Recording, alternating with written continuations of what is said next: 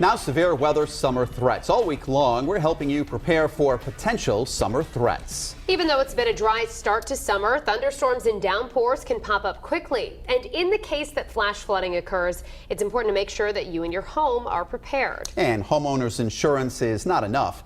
Eyewitness News reporter Susan Campbell is here now with what you need to know. There are about 14,000 structures in the special flood hazard area in Rhode Island. Almost all of those property owners are required to have flood insurance. After Superstorm Sandy passed and water subsided, people returned home to survey the damage. We requested data and learned after Sandy, Rhode Islanders received $37.5 million from flood insurance claims. After the historic floods in 2010, Rhode Islanders received $42 million from flood insurance claims. Everyone's at risk. I mean, inland communities, coastal communities, we have. Melinda Hopkins is the National Flood Insurance Program Planner at the Rhode Island Emergency Management Agency. We asked her what homeowners and future homeowners who are in high-risk areas need to know about flood insurance. If you have a federally backed loan, like a mortgage, reverse mortgage, line of equity, you are required to purchase flood insurance. That's because homeowners insurance policies don't cover flooding damage. But you don't have to live in a special flood hazard area to buy flood insurance.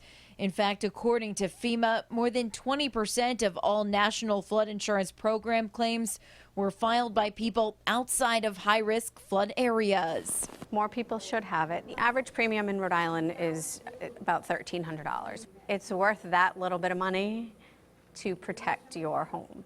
Flood insurance premiums have to be paid up front, and there's a 30-day waiting period when you sign up. You can check if your address is at risk for flooding. We have a link to that interactive tool on our website, WPRI.com.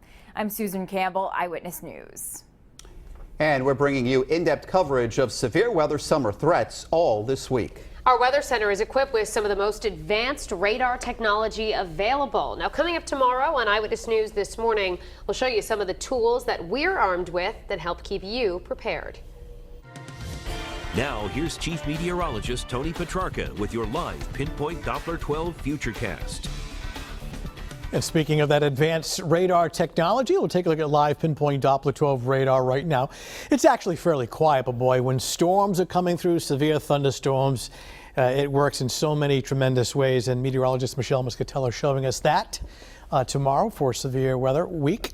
Meantime, it's, no precipitation, a few showers offshore.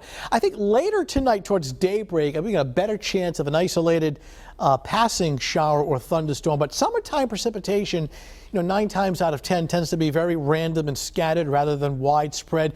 So not everybody getting rain tomorrow, and most of the time it's actually not raining, but there is the chance of a passing shower or an isolated thunderstorm. You see, it's fairly quiet. I do expect some activity near New York City and just south of Long Island to redevelop overnight, and then working through by early tomorrow morning. And then again later tomorrow afternoon. There'll be dry periods as well. In Providence now, skies are clear. Temperatures still in the low 70s in many locations. Newport now clear skies. Temperature coming in at 70 and 71 in Warwick. We'll drop down to the mid and upper 60s during the overnight. So the threat tracker now through Friday, low-level green, but when we take it apart in more detail, even though there's not a lot of rain on Thursday, we'll have to watch for at least an isolated thunderstorm, and obviously it's a big deal if it passes through your neighborhood. They would be quick and isolated, not lasting very long. Warm and muggy, though, not as warm as today, and again, dry periods as well. We talked about how the heat, the real heat yet to arrive, that comes in on Friday, a much better chance of getting temperatures into the lower 90s. Now, we have heat and humidity. Sometimes the byproduct is isolated thunderstorms. So again, it wouldn't rule it out, though I think the better chance is actually coming up for tomorrow.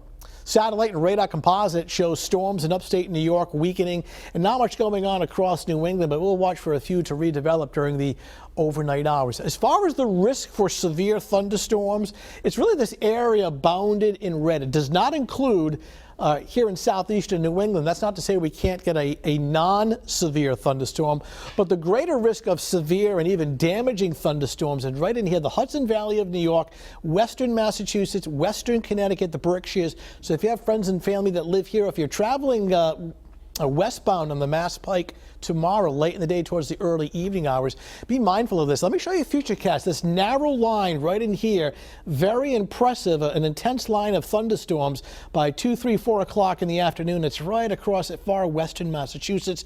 The game plan as this approaches our area by tomorrow evening, they'll be weakening, so we'll get some generic showers, perhaps the rumble of thunder, and that would be about it. So futurecast for tomorrow morning, we'll start off with clouds, some fog near the coastline, warm, humid, 75 degrees, a passing shower or thunderstorm. Again, quick hitters, not everybody getting one. And then tomorrow afternoon, it's warm and muggy. Even though the actual temperature not as warm as today, with the high humidity, it'll feel warmer. Temperatures topping out in the upper 70s to lower 80s. And even during the afternoon hours, still keep an eye to the sky for a random pop-up shower or thunderstorm with temperatures approaching the lower 80s. Good deal of fog at the beaches tomorrow, especially during the morning. Any sunshine would be limited and hazy, and primarily during the afternoon. Temperature coming in at about the 75, water temperature 69 degrees, safe sun time at 40 minutes with the extra clouds. So the heat really building both Friday and Saturday, upper 80s to lower 90s. Not quite as hot, but dry on Sunday.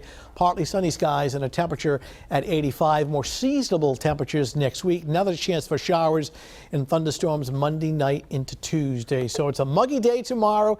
Some occasional showers, but also extended stretches of dry weather. And we turn on the heat for both Friday and Saturday. It's been normal for July at this point?